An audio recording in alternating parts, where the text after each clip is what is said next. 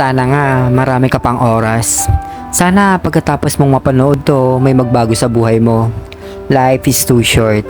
Napakaiksi ng oras. Napakaiksi ng buhay. Sa totoo lang, hindi mo naman hawak talaga ang lahat ng oras ng buhay mo. Hindi mo lahat kayang iplano.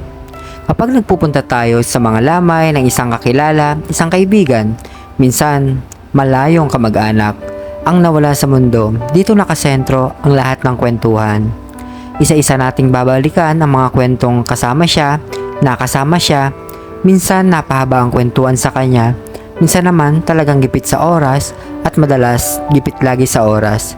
Pag tayo na lang nung nakauwi na tayo, may papasok sa isip natin, tama, maiksi nga ang mabuhay.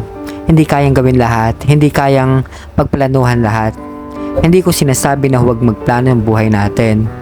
Maganda pa din na may plano tayo at madalas natin kausapin ang Diyos na gawin niya ang plano niya sa ating buhay. Importante pa din na may guidance tayo sa Kanya. Ang point ko lang, gamitin natin ng tama ang ating oras. Pwede ba nating sabihin na ang oras na natira sa atin? Why not? Totoo naman. Alisin ang oras sa mga galit na wala namang kapakinabangan.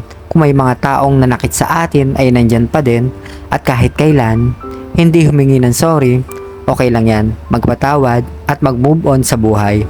At kapag kasama naman ang mga mahal sa buhay, gamitin ng tama ang oras na kasama sila. Kahit sa pakipag-usap, gamitin ang pagkakataon na ito para makilala sila ng mabuti. Again, pwedeng sabihin na gamitin ng tama ang nalalabing oras mo o panahon mo. Lahat naman sa buhay ay pwedeng idaan sa mabuting usapan. Lahat pwedeng idaan sa paupo kaysa sa patayo.